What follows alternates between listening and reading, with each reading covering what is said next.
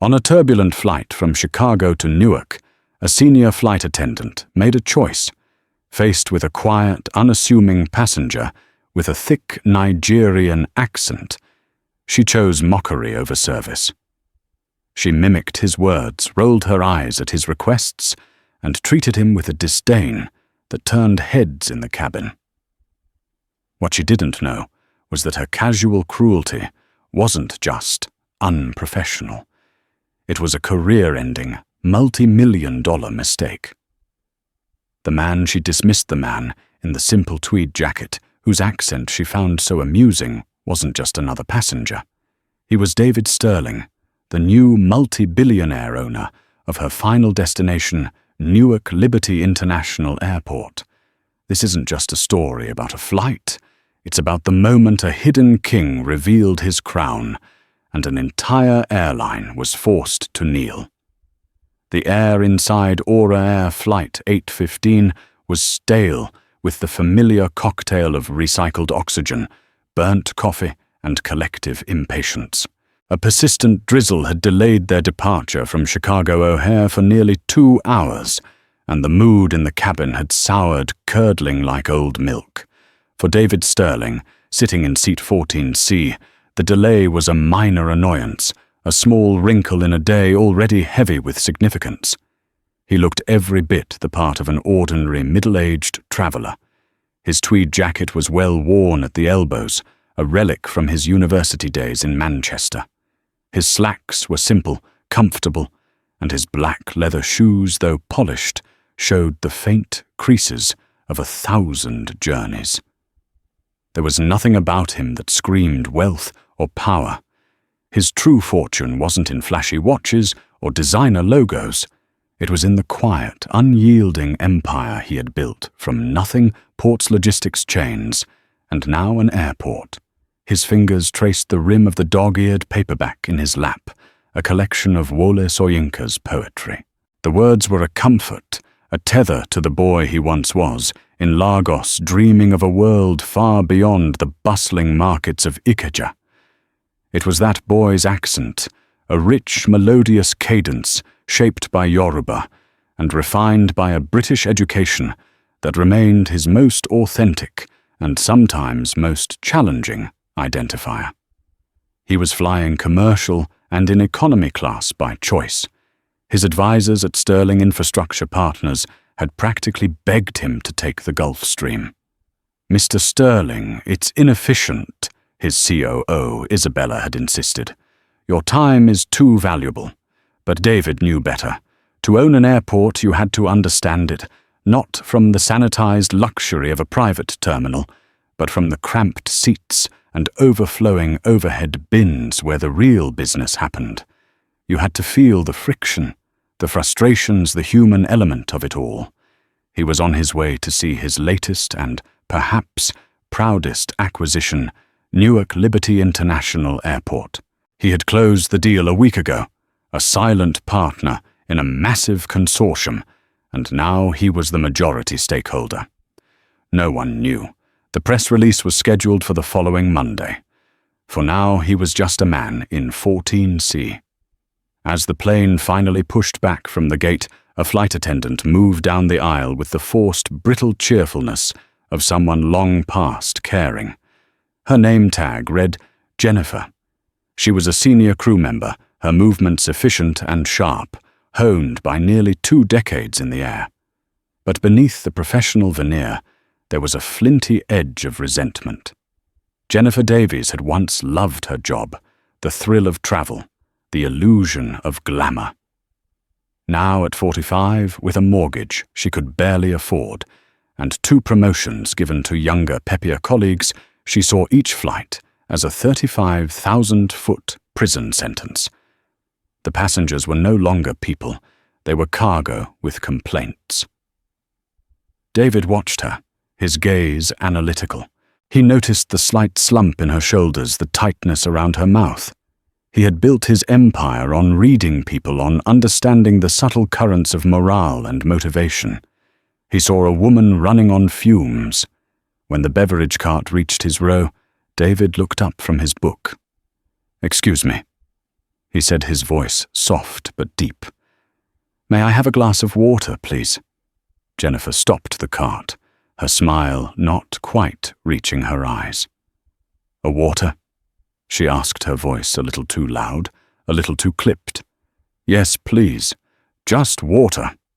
No ice," he replied. Jennifer's smile tightened. She turned to her junior colleague, a young woman named Chloe, and said in a stage whisper that was clearly intended to be overheard, "Did you get that, Chloe? He wants just water, no ice." She mimicked his accent perfectly, stretching the vowels in a grotesque caricature. A few passengers in the surrounding rows snickered. The man in 15B, a slick-looking salesman in a cheap suit, grinned openly. David felt a familiar heat rise in his chest. An old ghost he had learned to tame decades ago. He didn't react. He simply held her gaze, his expressions unreadable. Eleanor, his late wife, had always told him his silence was his greatest weapon. "Let them show you who they are, David," she would say, her hand on his. "And then you show them who you are." Chloe, the younger flight attendant, flushed with embarrassment. She quickly poured the water and handed it to David, avoiding his eyes. "Here you go, sir," she mumbled. "Thank you," David said, his voice even, and calm, his eyes still locked on Jennifer. Jennifer simply smirked, a triumphant little glint in her eyes, before pushing the cart along. "Anything else for you, sir?" she added, the honorific dripping with sarcasm.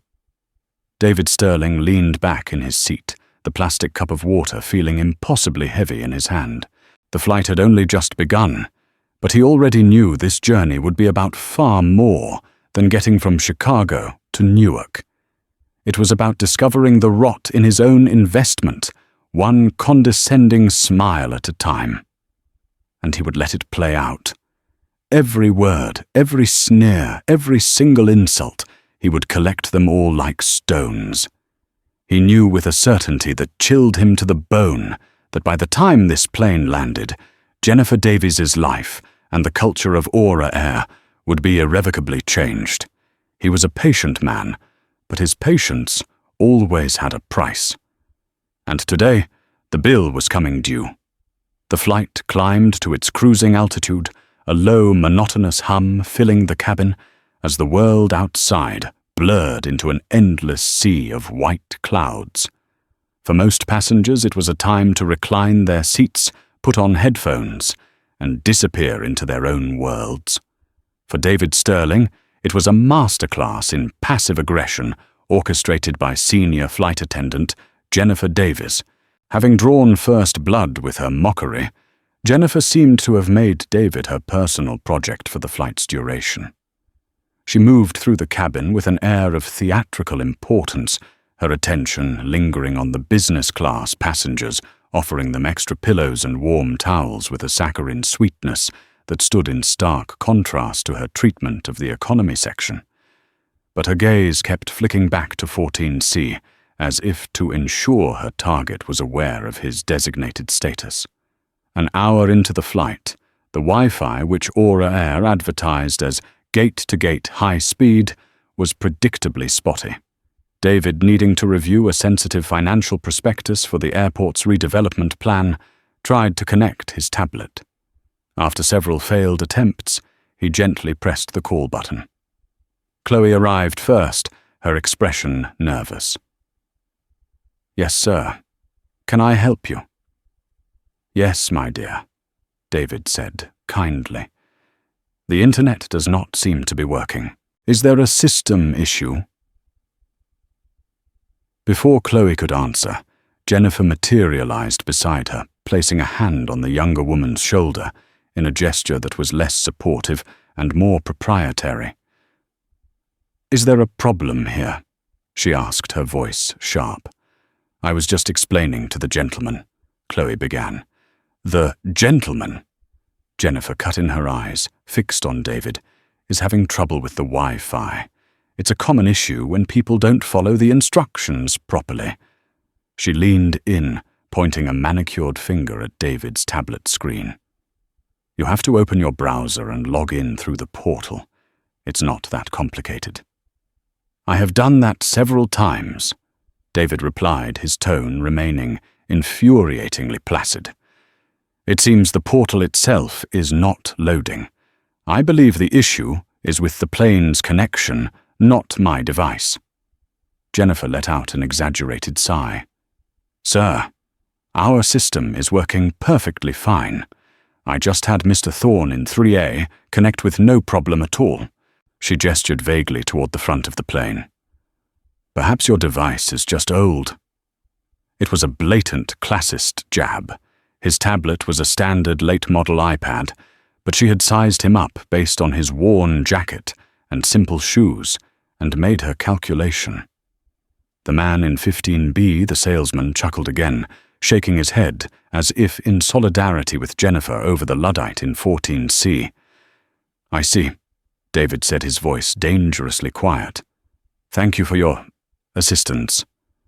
Jennifer gave a tight, satisfied smile. "Of course. Just let us know if you need help with any other complicated technology."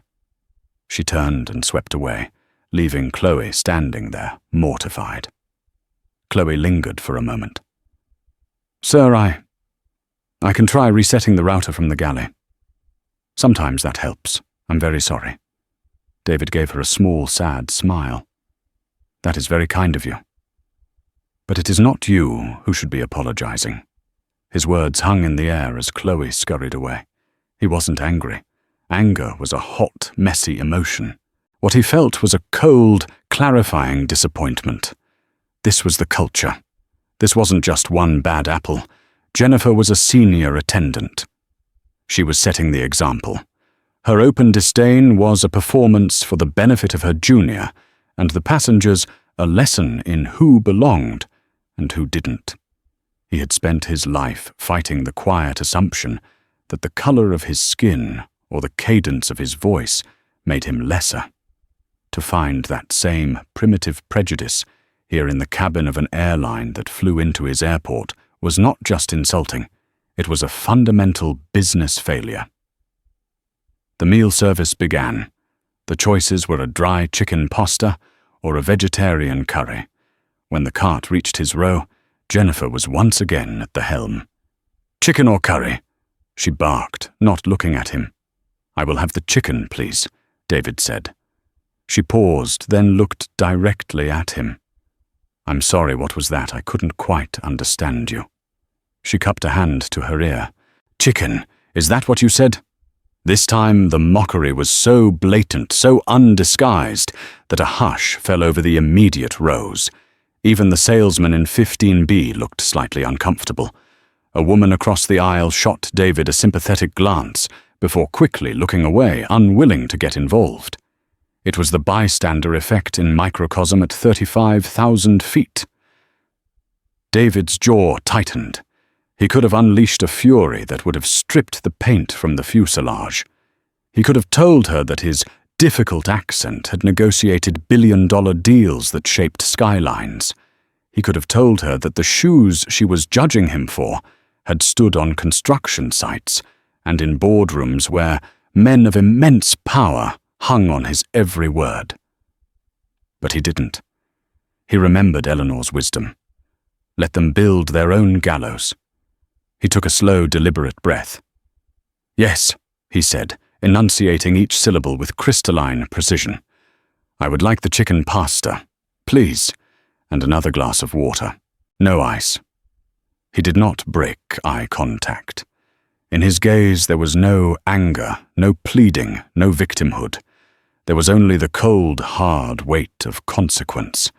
It was the look of a predator that had been prodded one too many times, a look that promised a reckoning. For the first time, a flicker of uncertainty crossed Jennifer's face. She had expected him to get angry, to be cowed, to shrink. His unyielding, regal calm was more unnerving than any outburst. She slammed the foil-topped tray onto his table without another word and moved on. David Sterling picked up the plastic fork. He wasn't just flying to Newark anymore. He was flying to war. And he knew with the chilling certainty of a man who had never lost, that the first battle had already been won. She just didn't know it yet. As Flight 815 began its descent into Newark, the mood in the cabin shifted. The weary resignation of the journey was replaced by the low-grade anxiety of landing. Passengers straightened their seats, stowed their laptops, and made their final trips to the lavatory. For Jennifer Davies, it was the home stretch. Just another hour of paperwork, a quick debrief, and she could escape to the soulless airport hotel, numb her feet, and complain to her sister on the phone about the horrors of her job. The man in 14C was already a fading annoyance, another forgettable face in a career of them. She made one final pass through the economy cabin to collect trash, her movements brisk and dismissive. When she reached David's row, she held the plastic bag open without making eye contact. David placed his empty water cup and the napkin inside. "Thank you," he said, his voice neutral. Jennifer just grunted in response and moved on, her focus already on the end of her shift. She had made her point. She had put the man with the funny accent in his place. In her mind, the power dynamic had been asserted, and the matter was closed. It was a staggering miscalculation. David watched her go, a profound sense of melancholy washing over him. It wasn't about the personal insults anymore. It was about the system that allowed a woman like Jennifer to thrive, or at least survive, for 2 decades. What kind of corporate culture fostered such casual cruelty? Where was the training? Where was the oversight? An airline was more than just planes and routes. It was a promise of service, of safety, of dignity. Aura Air, an airline that held a major hub at his new airport, had broken that promise. The plane touched down at Newark Liberty with a jarring thud, the engines roaring in reverse thrust. As it taxied toward the gate, David's phone, which he had kept in airplane mode, buzzed silently in his pocket. It was a single prearranged text from Isabella Rossi, his fiercely efficient chief operating officer, wheels down. "We are in position. Welcome home, Mr. Sterling." He felt no triumph, only a grim resolve. This was the part he hated, the inevitable confrontation, the unraveling of a person's life, however deserved. He took no joy in it, but he also understood the absolute necessity of it. A cancer, if left unchecked, would metastasize. Jennifer Davies was a symptom, and he had to treat the disease. The fasten seatbelt sign pinged off. The familiar chaos of deplaning began. People jumped to their feet, wrestling bags from overhead compartments, a crush of bodies, all desperate to be free. David remained seated patiently, waiting for the aisle to clear, his Soyinka anthology resting in his lap. Jennifer and Chloe stood near the cockpit door, bidding the passengers farewell with practiced smiles. When Marcus Thorne, the businessman from 3A, who had found Jennifer's earlier comments so amusing, passed by, he gave her a conspiratorial wink. "Great flight, Jennifer. You run a tight ship." "We try our best, Mr. Thorne. Have a wonderful day," she replied, her smile genuine for the first time on the flight. Finally, the aisle thinned. David stood up, pulling his simple leather satchel from under the seat in front of him. He walked toward the exit, his pace unhurried. As he approached the galley, he came face to face with Jennifer. She looked him up and down one last time, a final dismissive appraisal. Her smile was gone, replaced by a look of utter indifference. "Bye now," she said, her tone flat, already looking past him to the next passenger. David stopped. He paused for just a beat, forcing her to meet his eyes. "Goodbye, Jennifer," he said. He didn't say, "Ms. Davies." He used her first name, a subtle shift in the dynamic, a hint of an intimacy that didn't exist, and it was deeply unsettling. He knew her name, but she had no idea who he was. Then he turned to the younger flight attendant. "And thank you, Chloe," he added, his voice softer, "for your kindness." Chloe looked startled, then gave a small, uncertain nod, a blush creeping up her neck. David stepped out of the aircraft and onto the jet bridge. The air inside was cool and sterile. Most passengers were hurrying toward the terminal, but David stopped about 20 feet down near the large window overlooking the tarmac. He simply stood there, watching the ground crew swarm his plane, a silent, contemplative figure. Back on the plane, Jennifer rolled her eyes. "Can you believe that guy staring me down like that? And thank you, Chloe, for your kindness," she mimicked in a high-pitched mocking tone. "Pathetic." Chloe didn't respond. She just felt a knot of dread tightening in her stomach. Something about the man's final gaze, the weight of his stare, had felt less like an insult and more like a final judgment. On the jet bridge, a woman in a razor-sharp Armani suit, holding a tablet, approached David from the terminal side. She was flanked by two stern-looking men in dark suits. "Mr. Sterling." Isabella Rossi said, her voice a model of professional decorum. "Welcome to Newark. The car is ready, and Mr. Maxwell is waiting for you in the airport's executive suite." "Thank you, Isabella," David replied, his accent now sounding not like something to be mocked, but like the voice of pure authority. "Is the CEO of Aura Air with him?" "He is, sir. Robert Maxwell was most insistent on greeting you personally." This entire exchange was witnessed by the last few passengers straggling off the plane, including Marcus Thorne. His jaw went slack. "Mr. Sterling," he whispered to himself, the name clicking into place from financial news headlines. Sterling Infrastructure Partners, the new owners of the airport. His mind reeled back to the flight to Jennifer's, sneering to his own complicit laughter. A cold sweat broke out on his forehead. He watched as David Sterling, the quiet man from 14C, was escorted not toward the public arrivals hall, but through a private unmarked door on the jet bridge, a door that led directly to the airport's command center. The door clicked shut behind them, a sound of finality. Marcus Thorne stood frozen, the blood draining from his face. He and Jennifer Davies had made a terrible, terrible mistake, and the consequences were just beginning to unfold. The unmarked door on the jet bridge opened into a world away from the noise and grime of public travel. The hallway was silent, carpeted in a deep charcoal grey, the walls adorned with stylized aerial photographs of the airport. The air smelled faintly of leather and clean steel. This was the nerve center of Newark Liberty International Airport, the hidden corridors of power, and as David Sterling stepped through, it was as if he were crossing the threshold into his own kingdom. His demeanor shifted instantly.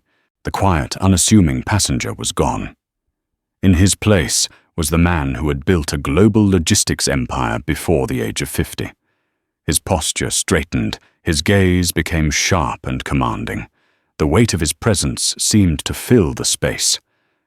"Isabella, a summary," he said, as they walked, his voice resonating with an authority that made the two security men flanking them walk a little taller. Isabella Rossi, a woman whose loyalty and competence were legendary within the company, fell into step beside him, tablet in hand. "The transition team is in place. All department heads have been briefed on the ownership change, but your identity remains confidential. For now, they only know they report to the SIP consortium. The press release is drafted for Monday at 800. The meeting today is with the airport's senior management team, and at his request, Robert Maxwell, CEO of Aura Air." "Good," David nodded. "I want to hear Maxwell's vision for his airline's partnership with my airport before he knows who I am. Let him speak freely." "Of course, sir. He thinks he's meeting with a faceless portfolio manager from the consortium. He's trying to get ahead of any potential rent increases on their gates." A grim smile touched David's lips. He is worried about rent. He should be worried about his culture. They arrived at a set of large glass doors leading into the main boardroom. Inside, a group of about 10 people in expensive suits stood around a massive mahogany table, making nervous small talk. At the head of the table stood Robert Maxwell, a man whose tanned, handsome face was a regular feature in business magazines. He was the epitome of the modern charismatic CEO, charming, articulate, and utterly obsessed with his airline's stock price. As David entered, all conversation ceased. Maxwell's eyes swept over him, and a flicker of confusion crossed his face. He had been expecting a pinstriped hedge fund manager, a New York type. Instead, he saw a man in a rumpled tweed jacket and simple slacks. For a moment, he thought David was a misplaced staff member. Isabella stepped forward. "Gentlemen, thank you for waiting. Allow me to introduce the senior partner and majority stakeholder of Sterling Infrastructure Partners." A stunned silence fell over the room. Jaws tightened, eyes widened. Robert Maxwell, a master of composure, was the first to recover.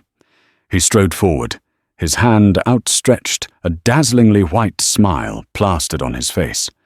"A pleasure to finally meet you," he boomed, his voice oozing practiced charm.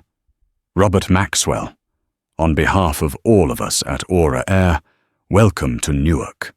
We are absolutely thrilled about this new partnership." David took his hand. His grip was firm, his expression unreadable.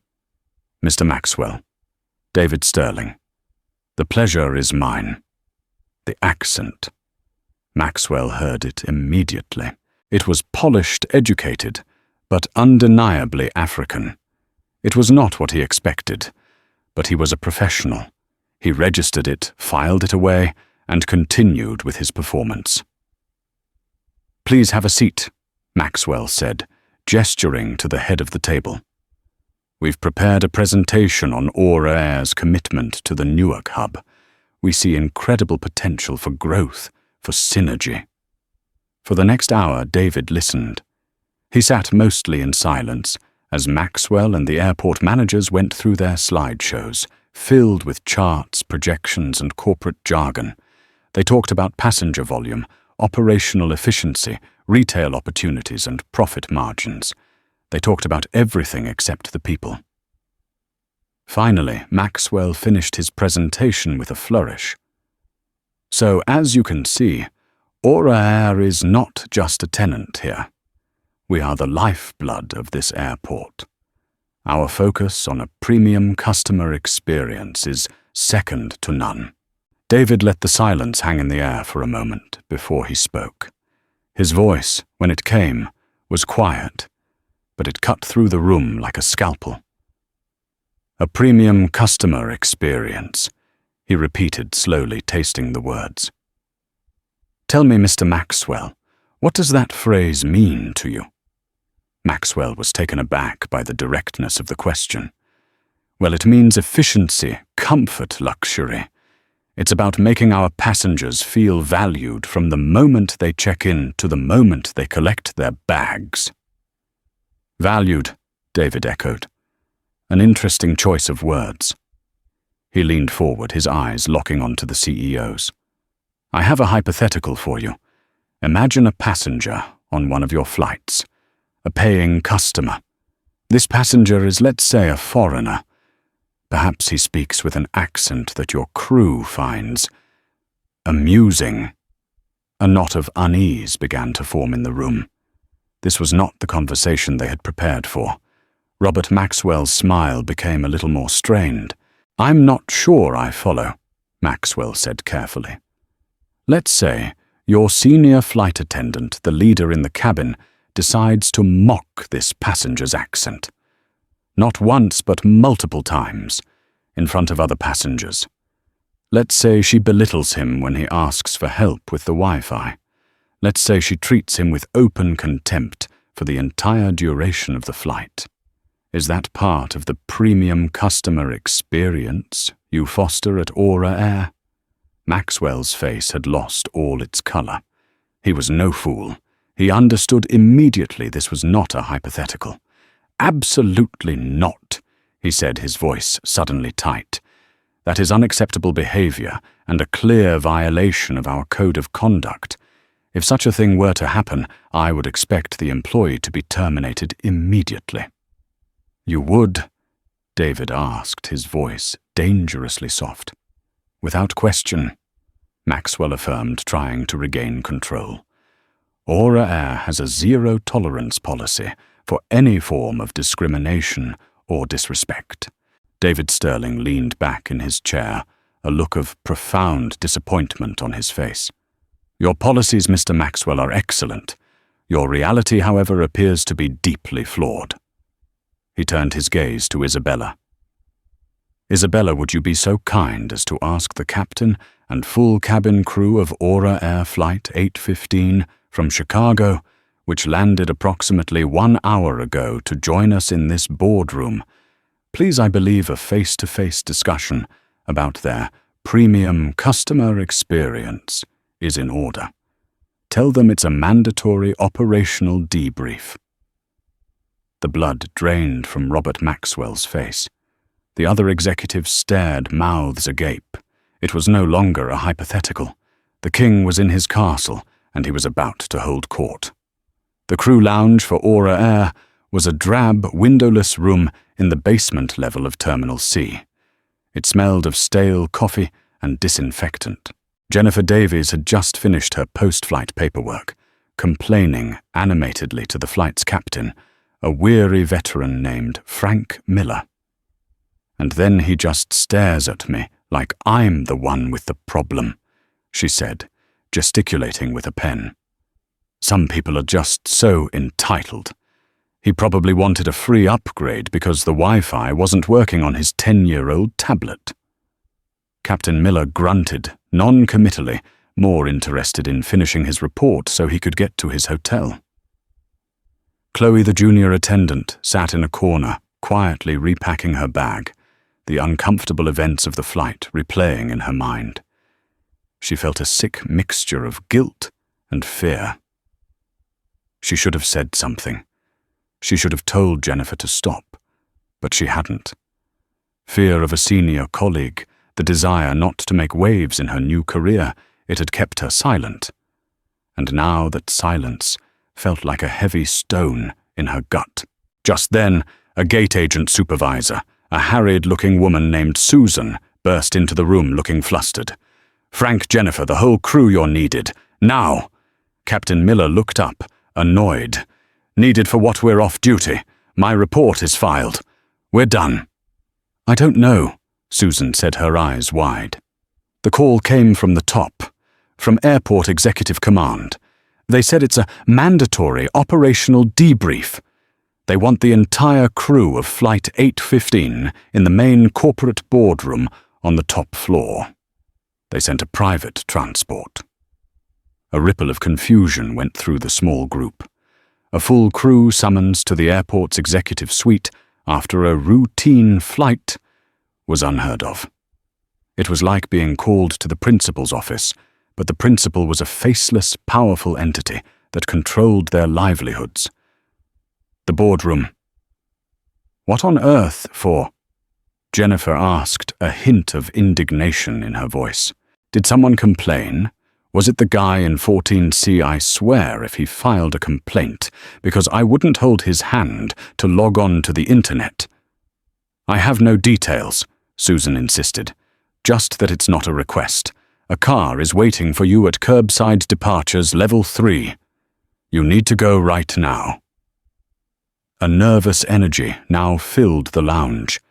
Captain Miller, a man who prided himself on running a clean, uneventful flight, was visibly irritated. "This is ridiculous. It must be a mistake." But he knew it wasn't. Orders like this didn't come by mistake. As they filed out of the lounge and headed for the elevator, Jennifer's bravado started to crack. A debrief in the airport's main boardroom with airport executives. It was an extreme escalation for a passenger complaint. A cold tendril of doubt began to creep into her mind. Could she have misjudged the situation, pushed it too far? She shoved the thought away. No, He was just some nobody. The most he could do was get her a slap on the wrist. She had seniority. She was protected by the union. She'd be fine. The ride in the black SUV was silent and tense. The driver, a professional in a black suit, offered no information. They were driven not to the public entrance, but to a private executive elevator in the main administrative tower. The elevator ascended smoothly, silently, its polished brass walls reflecting their anxious faces. When the doors opened on the top floor, they stepped into a hushed, opulent world of thick carpets and original art. A severe-looking woman with a tablet, Isabella Rossi, was waiting for them. "Captain Miller, Ms. Davies, thank you for coming so promptly," she said, her voice devoid of warmth. "Right this way." She led them down a hallway to the imposing doors of the main boardroom. Jennifer's heart began to beat a little faster. This felt far too formal, far too serious. Through the glass, she could see a table of men in suits. She smoothed down her uniform, took a deep breath, and prepared to defend herself against what she was sure was a frivolous complaint. Isabella opened the door. "The crew of Aura Air Flight 815, she announced. Jennifer, Frank, and Chloe stepped inside, and then they saw him. Sitting at the very head of the vast mahogany table where the chairman of the board would sit was the man from 14C. He wasn't wearing his worn tweed jacket anymore. He had taken it off, and now wore a simple but impeccably tailored dark blue shirt. He wasn't the tired, unassuming traveler from the plane. The quietness she had mistaken for weakness was, in this context, an aura of immense, unshakable power. He was flanked by the CEO of her own airline, Robert Maxwell, who looked pale and stricken, and a host of other executives, who all stared at her with a mixture of horror and fascination. Time seemed to slow down. Jennifer's mind struggled to process the scene. The man from 14C. Here, at the head of the table, it was impossible. A glitch in reality. She looked at Chloe, whose face had gone white as a sheet. She looked at Captain Miller, whose jaw was clenched so tight a muscle was twitching in his cheek. Jennifer's brain replayed every moment of the flight, every sneer, every mimic, every condescending word. "Joswata. Perhaps your device is just old." "Chicken." The memories which had seemed like trivial, satisfying assertions of her authority just an hour ago now felt like hammer blows, each one sealing her fate. David Sterling did not smile. He simply watched her, his dark eyes holding the same calm, analytical expression he'd had on the plane. But here in this room, under the recessed lighting, it was not the look of a victim. It was the look of a judge. "Ms. Davies." David Sterling said, his voice quiet yet filling the cavernous room. His accent, the very thing she had ridiculed, now sounded like the voice of God. "Thank you for joining us. Please have a seat. We have much to discuss about your premium customer experience." The world tilted on its axis. The blood rushed from Jennifer's head, and for a terrifying second, she thought she was going to faint. The passenger she had mocked wasn't just a passenger. He was someone who could summon the CEO of her airline with a snap of his fingers. The trap she never saw coming had just sprung, and she was caught right in the center of it.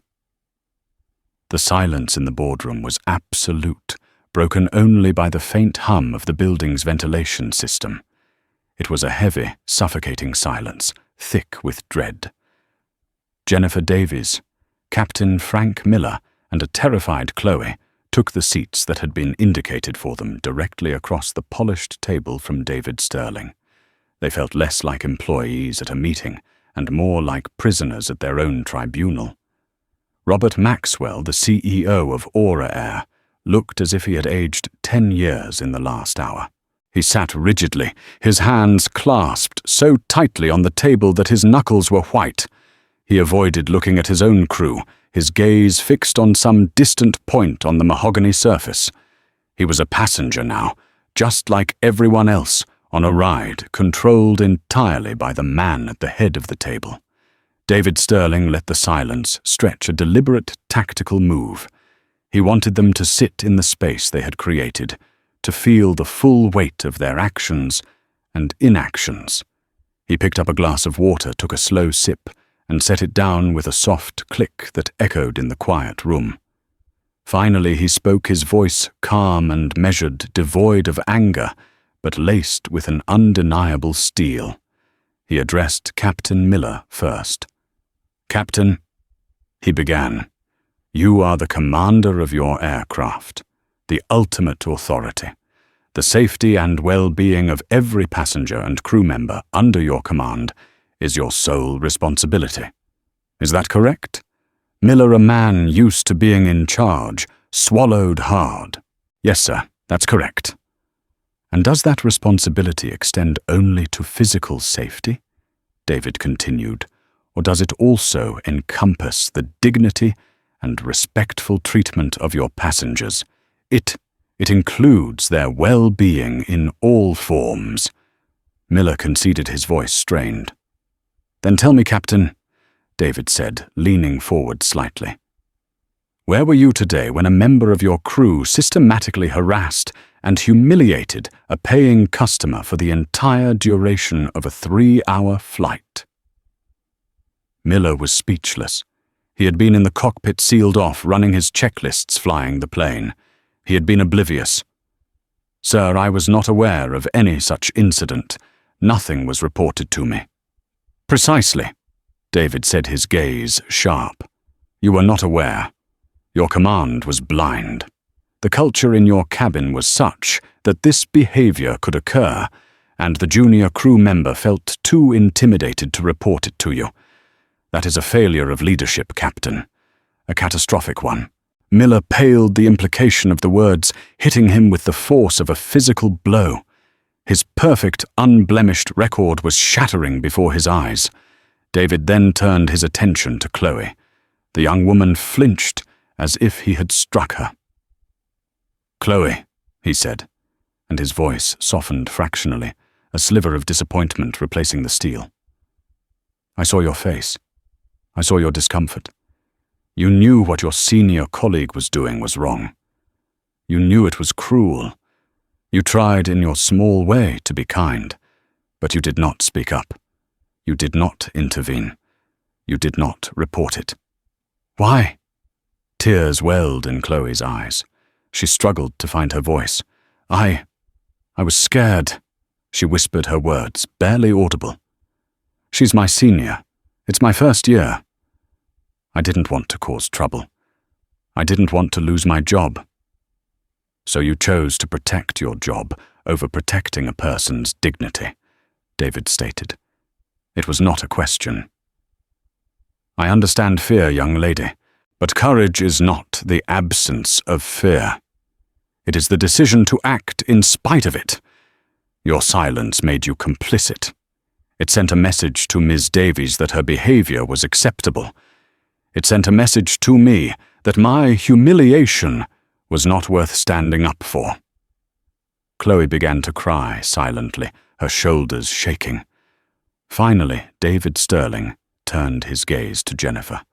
The full, unmitigated weight of his attention fell upon her, and she felt pinned to her chair. He didn't raise his voice. He didn't need to. He began to recount the flight, not as a victim complaining, but as an analyst detailing a series of systemic failures. "You began at the beverage service," he said, his voice a low, even cadence.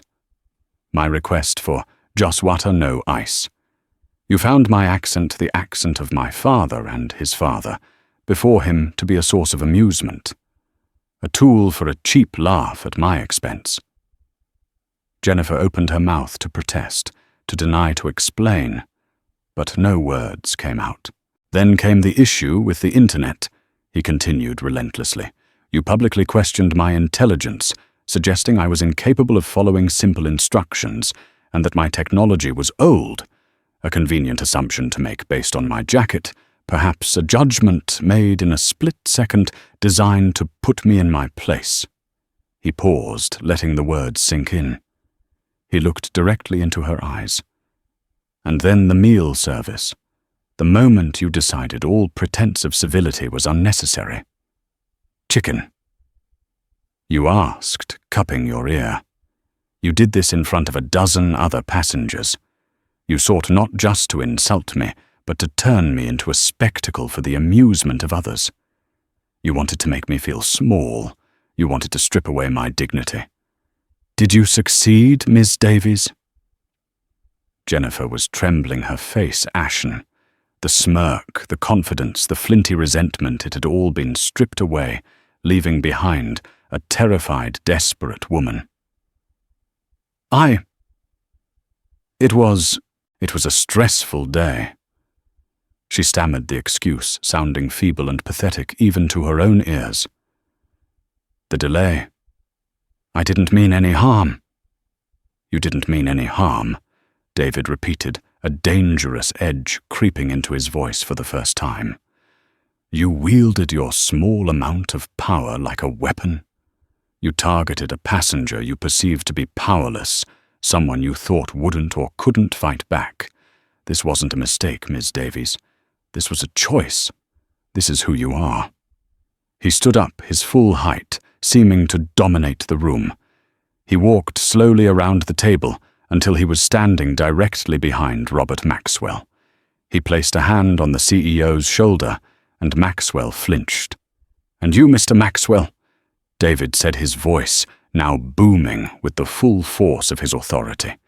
"You sell a product called the Premium Customer Experience. You charge hundreds, sometimes thousands of dollars for it. And yet this is the product you deliver. A culture of mockery and disrespect, presided over by a blind captain, enabled by a silent crew, and championed by a senior attendant who feels entitled to abuse her customers. This is not a Jennifer Davies problem. This is an Aura Air problem. This is your problem."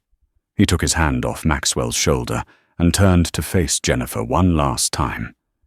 "I did not buy this airport to make a profit on parking garages and duty-free shops, Ms. Davies. I bought it to create a gateway that operates on a single, non-negotiable principle: respect. From the janitor to the CEO, every single person who works here will treat every single person who passes through here with dignity. Your actions today have shown me just how far we have to go." He looked at Maxwell. "She is the first lesson. I want her security credentials revoked and her employment with your airline terminated, effective immediately." Jennifer gasped, a strangled, guttural sound of pure panic. "No, please, I have a mortgage. Please, I've been with the airline for 18 years. You can't." David Sterling's face was like stone. "You should have thought of your 18 years of service before you decided to mock a stranger for your own amusement. You are the face of the disease I intend to cure. The cure begins now." He turned to his COO. "Isabella, please have security escort Miss Davies from the premises." The reckoning was complete. It was swift, brutal, and absolute. As two security guards entered the room and moved towards a sobbing Jennifer Davies. Everyone present understood that this was more than just a firing. It was a declaration of a new era at Newark Liberty. The old ways were over. The king had arrived, and his reign had just begun. The firing of Jennifer Davies was not the end of the story. It was the epicenter of an earthquake that sent shockwaves through the entire corporate structure of Aura Air and the operational management of Newark Liberty International Airport. David Sterling was not a man who dealt in single, isolated punishments. He dealt in systemic change. In the immediate aftermath of the boardroom confrontation, a weeping Jennifer Davies was escorted out of the building, her 18-year career reduced to the contents of a cardboard box. She was no longer just a bitter employee. She was a cautionary tale, a name that would be whispered in crew lounges and galleys for years to come. Her union fought the termination, citing her long service.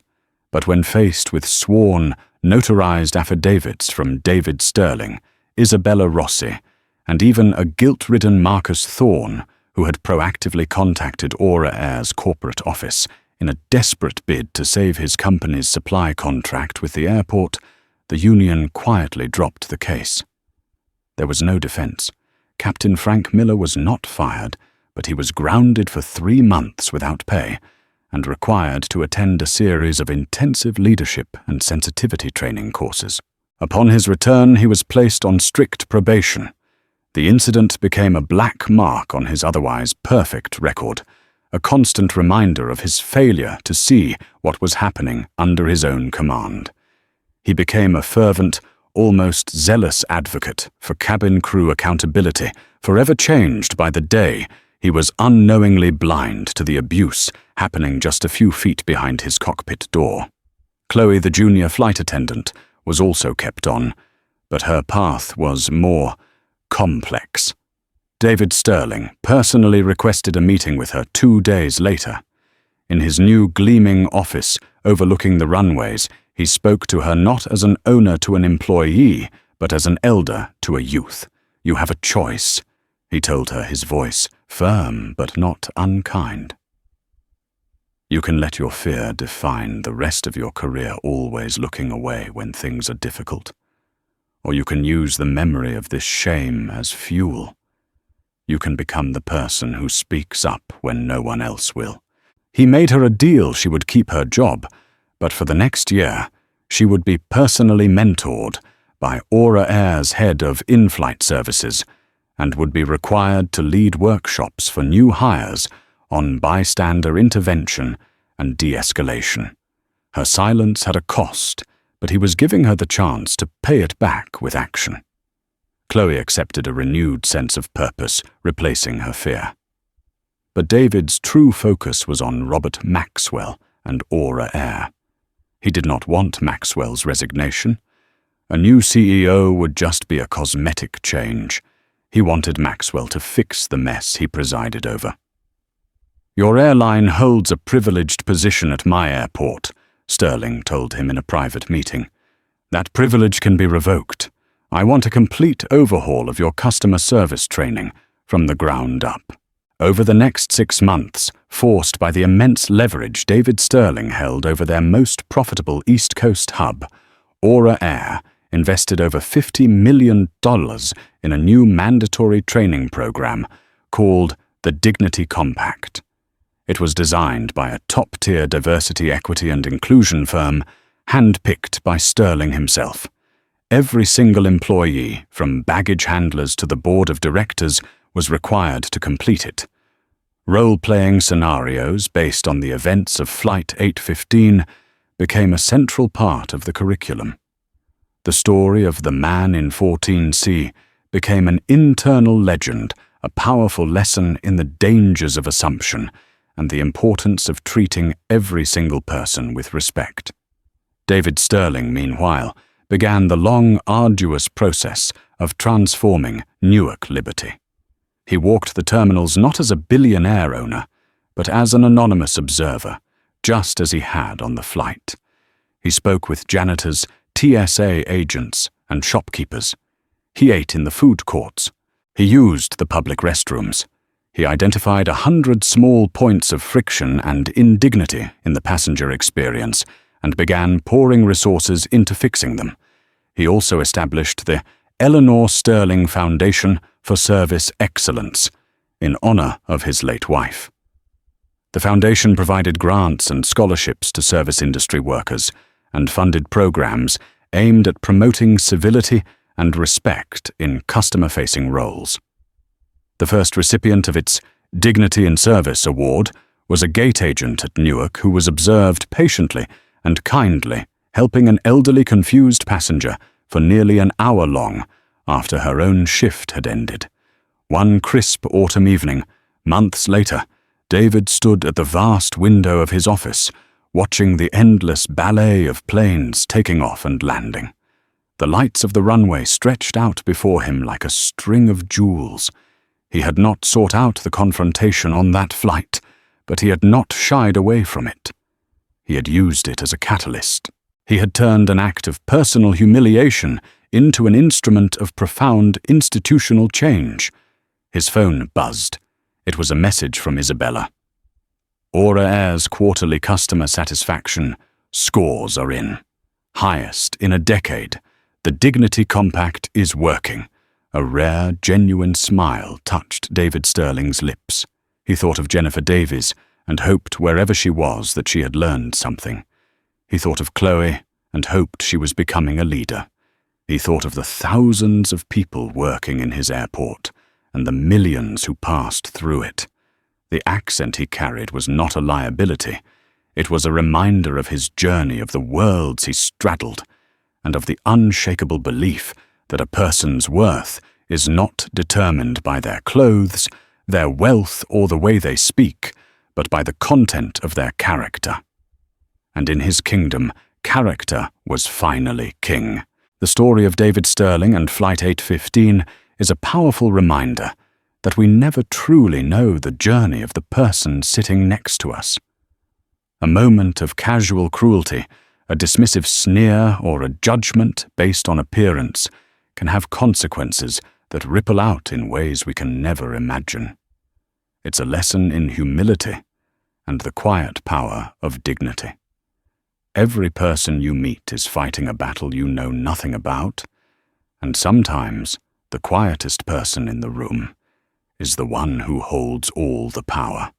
Remember that a simple act of kindness costs nothing, but a lack of it can cost you everything.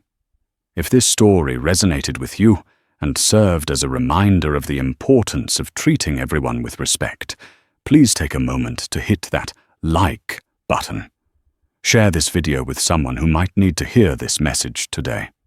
And don't forget to subscribe to our channel and turn on notifications for more true-life stories about consequences, character, and the hidden forces that shape our world. Thank you for listening.